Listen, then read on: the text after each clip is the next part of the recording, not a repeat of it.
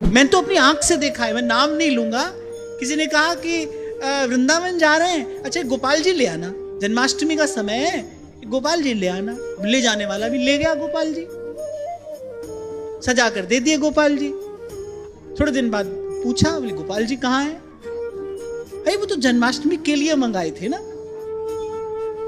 जन्माष्टमी के लिए मंगाए थे, अब कहाँ है? बोले अलमारी में रखे, अगली जन्माष्टमी पर निकालेंगे। देखा किसी के यहाँ बड़ी सुंदर सेवा विराजमान है, क्या लगता है आए वृंदावन, बाजार से खरीदा ठाकुर जी का विग्रह और सजाया और ले गए। 10-5 दिन तो मन में थोड़ा चाव था सेवा की, उसके बाद ले ठाकुर जी धूल फांक रहे हैं। 6 महीना साल में एक बार भगवान का श्रृंगार कर दिया।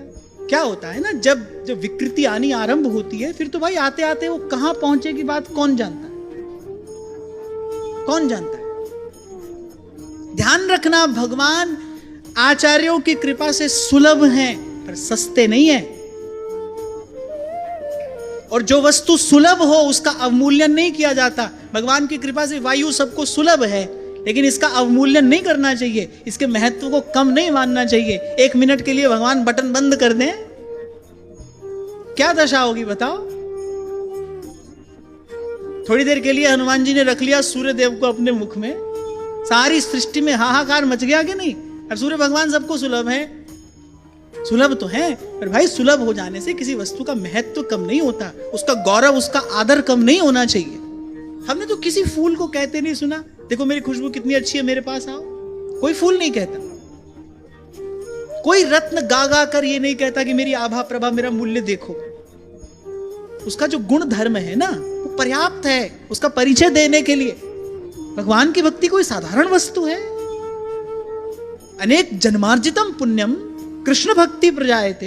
भगवान की भक्ति कोई साधारण वस्तु है। आपके हृदय में जब भगवान की भक्ति का प्रकाश होगा, आपको किसी से कहना सुनना रहेगा। ये सब बातें तभी तक है जब तक कुछ है नहीं पास में। भीतर से खोखला व्यक्ति ही बाहर के प्रदर्शन में विश्वास रखता है। एक पश्चिम का एक बड़ा अच्छा दार्शनिक, उसका नाम मुझे याद नहीं आ रहा, उसने एक बड़ी अच्छी बात कही। उसने कहा जितना बड़ा प्रदर्शन, बोले वो भीतर से उतना ही खोखला है, उतना ही दुर्बल है।